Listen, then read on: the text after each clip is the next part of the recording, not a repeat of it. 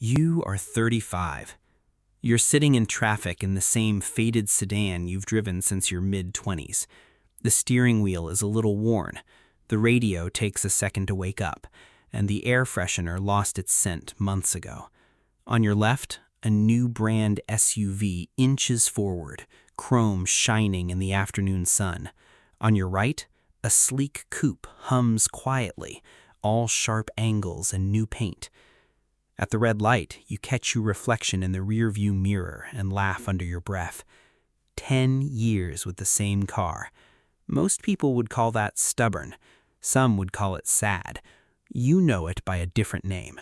You call it a trade. Rewind. You are 25. Your old car had just died in the most dramatic way possible. Smoke, flashing lights, a tow truck you couldn't really afford. Your friends told you this was the universe's way of saying it was time to upgrade. They sent you links to new models and glossy videos with slow-motion shots of headlights cutting through rain. You did what most people do. You opened a few tabs, ran a few numbers, and quietly started picturing yourself in those cars. A new interior, a new smell, a new version of you. Then you did something most people never bother to do. You ran different numbers, not the monthly payment numbers the dealership loves to talk about, the lifetime numbers. You looked at the total price, the insurance, the higher registration, the random fees that never fit on the billboard. When you were done, you realized something that wouldn't leave your head. If you bought the shiny car, you would be paying for it for the next 5, maybe 7 years. If you bought the boring car, you could be done with it in 2. You had a choice. You could ride the feeling of being finally upgraded, or ride the same car for years and let the money go somewhere else. You went with the boring car. It wasn't a proud moment.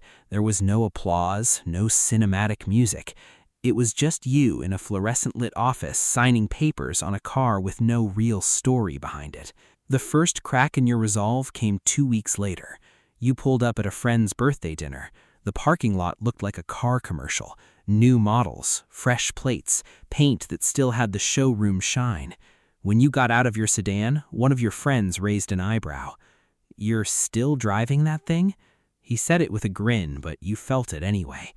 You laughed it off, said something about maybe next year. On the drive home, you noticed how quiet the cabin felt with the music off. You listened to the engine whine and the road noise, and your own thoughts trying to convince you that you'd made a mistake. The next few years turned into a small experiment. Every time someone upgraded, you ran the numbers again. You looked at payments, insurance, how much of their paycheck was welded to their car. Then you looked at your account and the gap between what came in and what went out. Nothing dramatic happened at first. You still had student loans. There were months when the balance barely moved. You still argued with yourself over whether to grab takeout or cook. You still had weeks where the car felt like the least of your problems. But there was a difference. While everyone else added another monthly payment to their life, you added a small line in your budget labeled Invest. It didn't look impressive. It just showed up every month like clockwork. By 28, a pattern had formed. Your colleagues traded cars more often than they updated their resumes. Someone always finally got what they deserved. Someone always couldn't believe the deal they got. Every lunchtime conversation about cars ended the same way. "You got to enjoy life, man." You nodded. You agreed.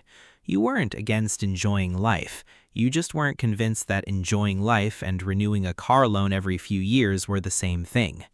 Your sedan kept doing what it was built to do. It started most mornings, complained on cold days, and rattled slightly at 80 kilometers an hour. It wasn't glamorous, but it was paid off. That was when you noticed something small. When a coworker's car ended up in the shop, they scrambled. They negotiated with their bank app and called relatives and joked loudly about being broke till payday.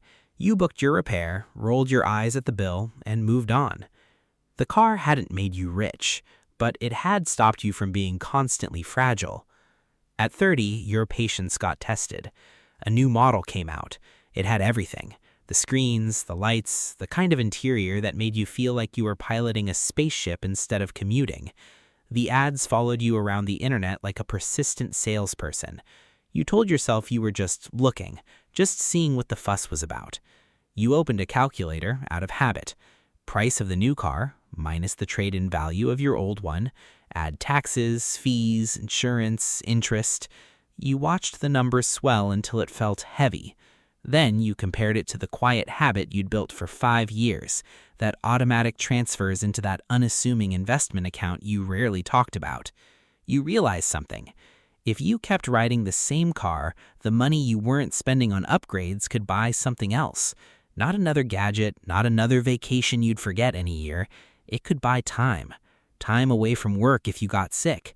Time to breathe if you lost your job.